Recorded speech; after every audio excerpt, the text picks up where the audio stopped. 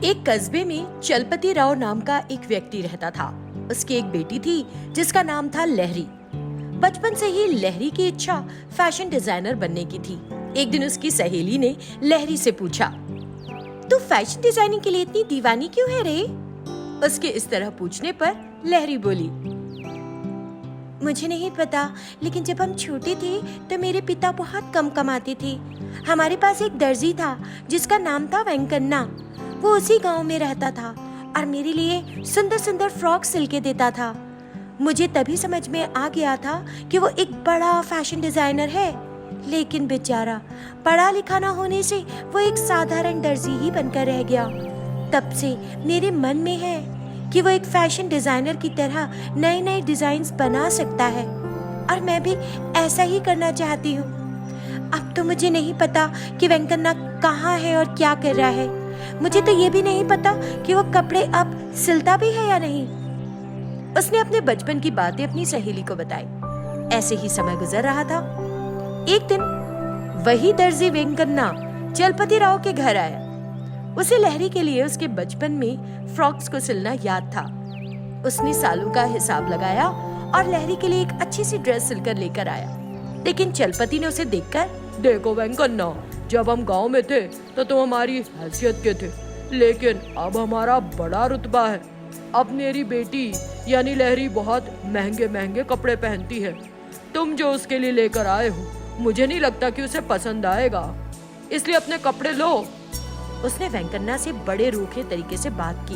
वो कहने लगा, साहब, मैं बीमार हूँ, बहुत ज्यादा दिन नहीं जीऊंगा, इसलिए लहरी बीवी के लिए ये ड्रेस बनाकर लाया हूँ।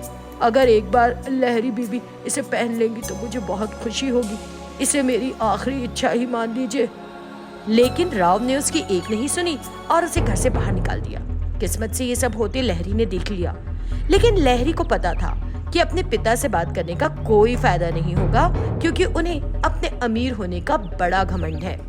जाते हुए इन्हीं सारी बातों के बारे में सोच रही थी कि किस तरह दर्जी वेंकन्ना को अपमानित होना पड़ा और गाड़ी चला रही थी। गाड़ी का संतुलन बिगड़ गया और वो एक पेड़ से टकरा गई। लहरी की मौके पर ही मौत हो गई और मरने के बाद वो एक भूत बन गई।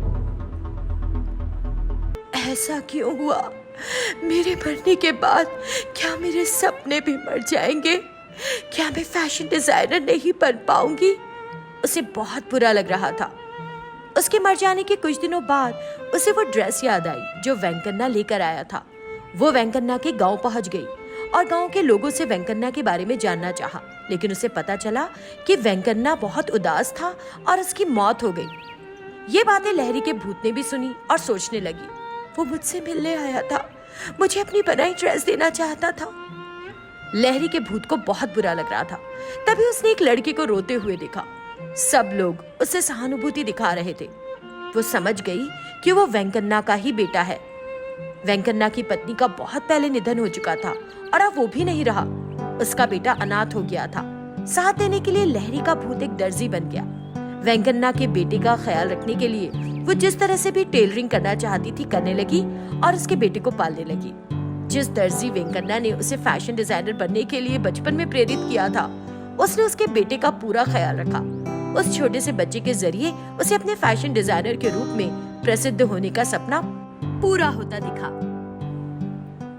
नंदीवागु गांव में कनकराव नाम का एक आदमी रहा करता था, जो फुटपाथ पर कपड़े की दुकान लगाकर उन्हें बेचता था। वो अपनी पत्नी और बेटी के साथ एक खाली जगह पर रहता था। उसने बोरियों से एक तंबू बना लिया था और वहां रहने लगा था।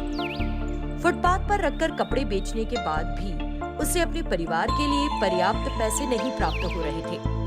तब एक दिन उसकी पत्नी, तुम लाख कहने के बावजूद कि देखो पैसा मत खर्च करो, किए ही जा रही हो। तुमने और कपड़े खरीद लिए, दिन रात काम में लगे रहते हो, तब भी हमारे खाने के लाले पड़े हैं और इस तंबू में हर जगह तुम्हारे खरीदे नए कपड़े पड़े रहते हैं। तो मुझे क्या करना चाहिए?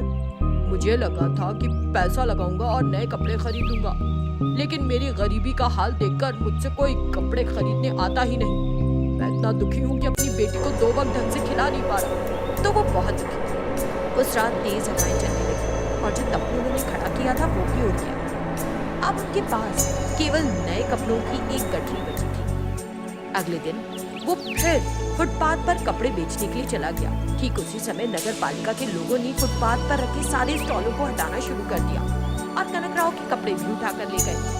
तब तो कनकराव ने अपनी आखिरी उम्मीद भी खो दी। वो एकदम टूट सा गया। ये कैसी परीक्षा ले रहे हैं भगवान, हमारे पास खाने के लिए खाना नहीं, रहने के लिए घर नहीं, और अपनी मेहनत की कमाई से जो नए कपड़े खरीदे थे वो भी अब नहीं रहे। हम क्या करेंगे, कैसे रहेंगे?